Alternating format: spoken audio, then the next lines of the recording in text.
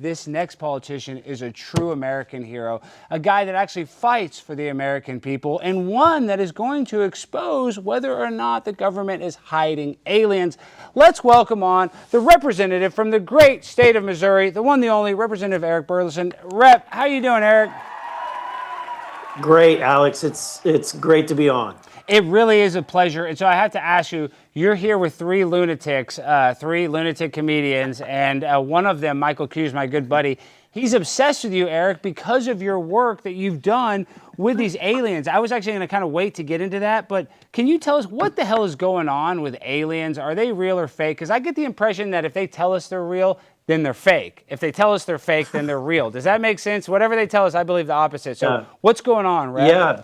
I mean, that's my attitude going into this, is that, like, I don't trust this town. I mean, I don't trust anybody in this community. Look, I'm from the show me state. Like, I don't believe you until you got to show me. So that's why I basically, I believe I'm very skeptical on this topic, but I think that when you've got all these pilots that are encountering vehicles, we have near miss events happening and are above our military airspace, something's wrong. And so I'm on oversight. We're charged with investigating. We've had several hearings about this topic. And what's really frustrating, Alex, is how many times we keep getting blocked by the deep state, blocked by, someone or some group from being able to get fully briefed on this topic. Well, I mean, but like, what are they going to give us? What are we even allowed to get if aliens are real? You know what I mean? Like, aren't they going to do whatever they can to hide it? So, I mean, how much transparency can we really expect when it comes to Area 51, the most secretive? I mean, I'm sure there's more secretive military bases, but arguably Area 51 is the most famous secret military base, right?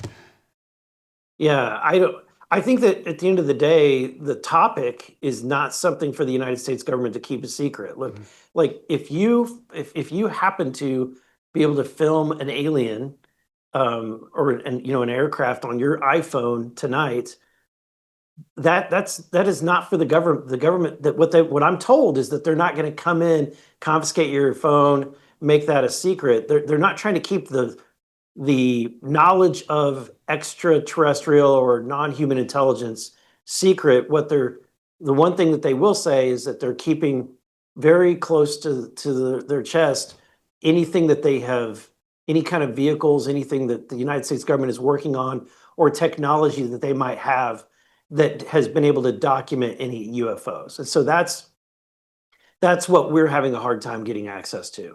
Well, I would really like some transparency, but I believe in God. I believe that God created this earth. So I think that if there are some sort of aliens, they're interdimensional, you know what I mean? Or, they're already here. Yeah. So I don't know. I'm just kind of wondering, like, are they on spacecrafts? But listen, I love these conspiracy topics. Let's just play SOT number 3, though, of, Representative Burlison talking about aliens real quick. All right, pulling it up. Okay, well, what if, because I think, again, Alex Jones is talking about interdimensional beings that are sending guidance to elites, telling them what to do. What if aliens, as people believe them to be, are actually interdimensional, and that explains how they're able to travel vast different. It explains what we can't see. Yeah. We don't see other civilizations. It explains how we're like, how do you travel a billion light years? You don't. It's through space-time or whatever, through dimensions.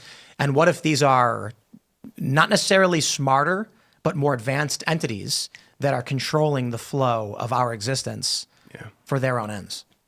Yeah, an interdimensional thing was like a meme with Alex Jones, but then your colleague, Rep Luna, I think a year or two ago, literally came out and said, I don't know if she believed in it or she had proof that there were interdimensional beings. She definitely stated it. Yeah, I'm like, whoa. So I was in the very first hearing, the witness, the big whistleblower, David Grush, in his report that he gave to us, and I read it beforehand, and that struck me the most out of his report. Was that he said one of the theories is that what we're experiencing is aliens are interdimensional, and whenever in the hearing I had 5 minutes, I asked him that question, can he drill into that, and it was interesting. Okay, Rep, this sounds so stupid, but really they say that the military has remote viewing and that they can look into other dimensions. I mean, can we? let's not even talk about space travel. Is there interdimensional travel in your opinion? Is that a real thing, or is that an Alex Jones meme? So, I mean, not to nerd out a little bit, but I think that quantum entanglement in and of itself proves that there is something deeper than the existence that we live on. So, but you know, if you talk about do beings exist in that higher dimension, that's another question. So, I remain skeptical, but like you, I'm a believer. I'm a Christian. I believe that angels exist.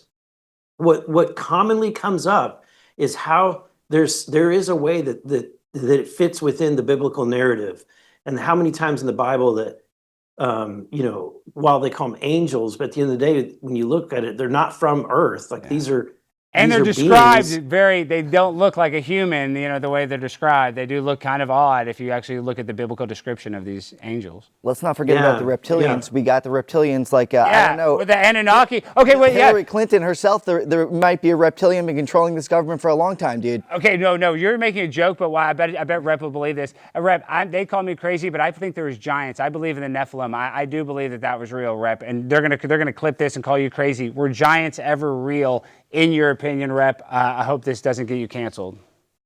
No, I'm gonna say I do believe that they were real. Thank you. Yes, this is a real guy. This is a real man. Because there's no way, it's especially all the pyramids and all this stuff. There's definitely some bigger human beings. I think we are kind of the offspring of that. Wow, Rep, you're so based in reality. Actually, I'm going to a conference. I'm going to a conference tomorrow, this weekend, that's called NEFCON. It's being hosted by a guy named Tim Alberino, who is, you know, you got to look up Tim Alberino. He's done a lot of work on a lot of this topic. I was introduced to him after my first hearing when we had David Grush come in and the UAP hearing. I have friends from back home that tell me you got to listen to his podcast because he has a very different perspective. I listened to it and it was a rabbit hole that I ended up listening to the entire. Wait, time out. How deep down the rabbit hole did you go? Did you get to the part where the Smithsonian's hiding the bones? Did you get to that part of the rabbit hole yet? Yes. Yeah. And isn't it weird though? And guess what? Yeah, go ahead. I'm on oversight, so we have oversight over the Smithsonian. Well, let's go in there and look. I'll help you guys. I'll bring the flashlights. I'll probably accidentally break something. Let somebody don't let me touch it because I'll mess something up. But at the end of Indiana Jones, and I believe this, could call me crazy, there's more truth in the movies than there is, there's truth in the movies, lies in the news. I almost believe movies are more real than the news. I know that even that sounds kind of crazy, but they tell us a lot of stuff in movies. Kind of predictive programming is what they call it. And in Indiana Jones, well, I'm just saying, in Indiana Jones, they're fighting for the most important thing. What is it again? What is they're fighting for? Ark of the Covenant. Ark of the Covenant, duh. And then at the end of the movie, they get the Ark of the Covenant, and what do? They put it in a little crappy wooden box and under a pile of a bunch of junk. They don't even know what it is. So it's like there's stuff in the Smithsonian that paints and tells a picture, tells a story that they don't want us to know. So, Rep, are you seriously going to investigate the Smithsonian? I'm pumped up. This is like good news. This is music to my ears, sir. We've got to figure out a strategy behind that. So I'll be happy to work with you on that. Please, I will go after him. Like I said, I'll live in there. Night at the Museum is my favorite movie. I don't mind hanging out with Robin Williams, and rest in peace. Does he get to come back alive when they close the museum? Do we get to see Robin Williams? Do you know if that's true or not? No, I'm pretty sure that's not true. Oh, okay. Sorry. Damn it. All right. Well, you're not that crazy. Okay, guys, what do you guys want to ask the congressman? Let's find out, though. What do you think, though, about the Wall Street Journal article that just came out that says this is all part of disinformation and really was just a hazing the whole time done, throughout the years? Because, I mean, what do you think about that? Because it seems like another disinformation campaign. Yeah, I mean, honestly, it kind of fit my original narrative, which is that this is all, hogwash, that it's more likely that it's our technology, that we're just creating a psyop or a cover story. Yeah. And blaming using UAP or UFOs as a foil. But we've had so many whistleblowers come forward that have worked directly on these projects. There's a gentleman named Jacob Barber that came out recently who was part of the crash retrieval program. No one has denied that he wasn't part of that program. The question is, what were they retrieving?